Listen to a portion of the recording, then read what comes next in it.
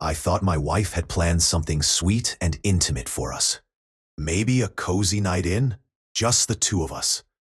Turns out, she was hosting a full-blown party, packed with strangers, and I wasn't even invited. All this time, I believed Sarah and I shared a solid, unshakable bond. Sure, we'd hit a few bumps along the way.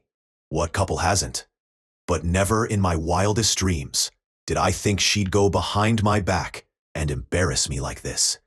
In our own home, no less. It all kicked off Friday evening, right after work.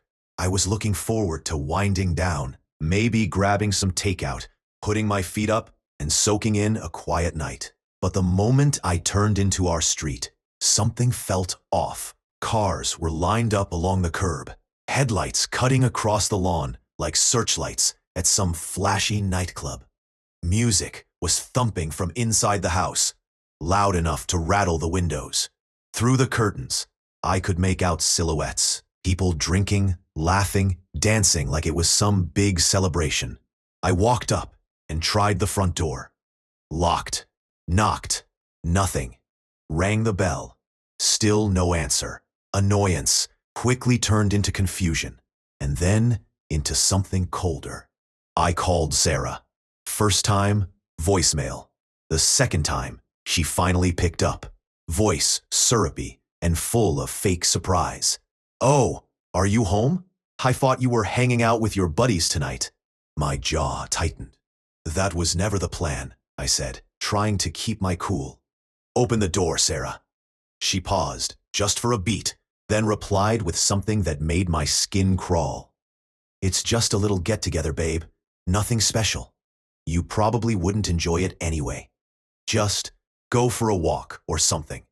And before I could get another word in, she hung up. That was it. My blood was boiling. She'd locked me out of our own place, thrown a rager without even mentioning it, and then had the nerve to treat me like the one intruding. I wasn't about to stand there on the porch like some lost delivery guy, while my wife partied it up with a bunch of random people. If she thought this would fly, she was in for a rude awakening. I headed around back first. The sliding door was locked too, but I knew our little secret. A spare key tucked beneath that wobbly brick near the patio. In less than a minute, I was inside. The smell hit me instantly. Booze, cheap cologne, and sweat, like a frat house trying too hard to impress. I slipped through the hallway unnoticed, every step sending a jolt through my chest. My heart was racing. The living room looked like some kind of pop-up nightclub. Strangers everywhere, guys I'd never seen before, women laughing a little too loudly, holding drinks like they owned the place. And there, smack in the middle of the chaos, was Sarah. My wife, smiling like she didn't have a husband who was supposed to be part of her world. That's when I saw him. Tall, built, hair styled into that ridiculous root vegetable shape some guys think makes them look edgy. He stood way too close to Sarah, all smug and lazy, sliding his arm around her waist like he'd done it 100 times. She didn't flinch. Nope.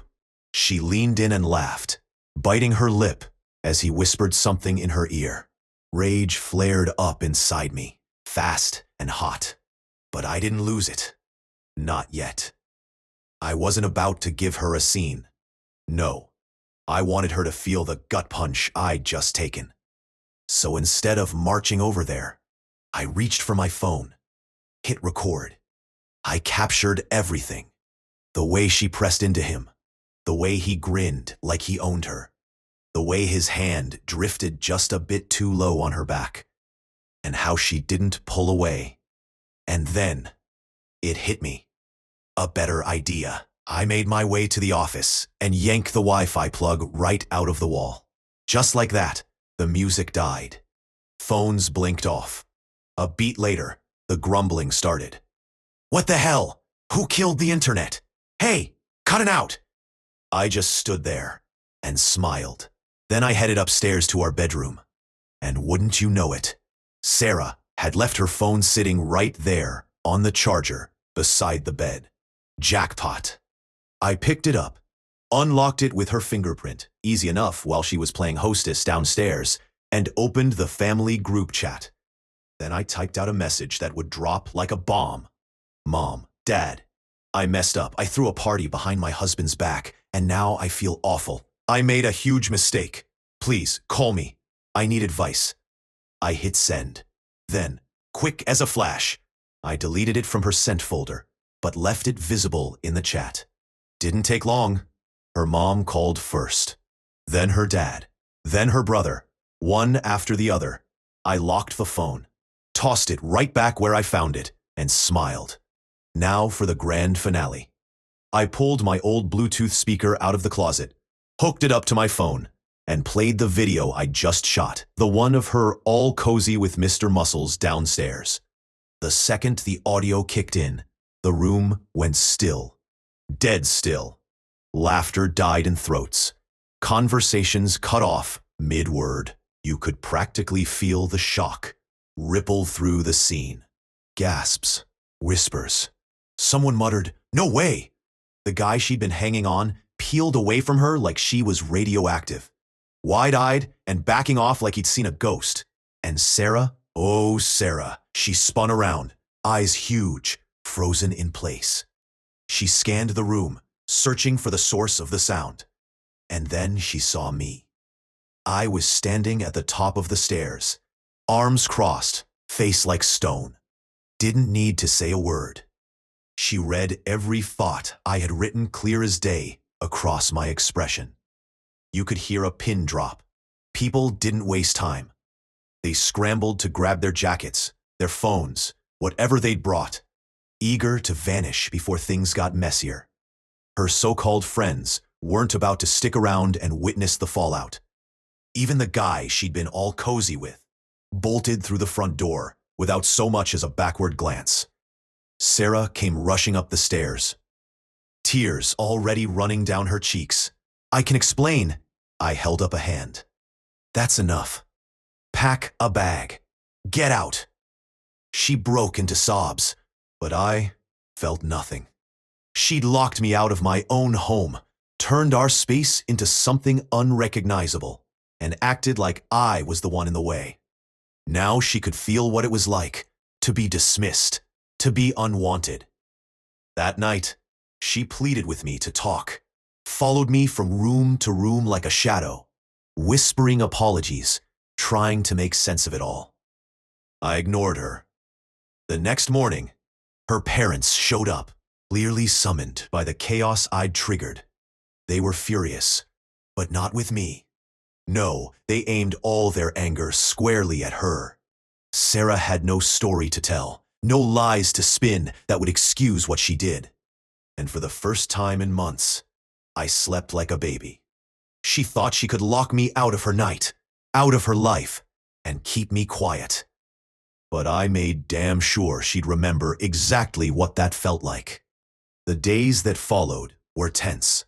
She didn't leave the house, just holed up in the guest room, knocking softly on doors, asking me to please just talk. But I didn't budge. I wasn't interested in hearing excuses. I needed her to own it. Her phone buzzed constantly. Friends, family, everyone trying to piece together what had happened.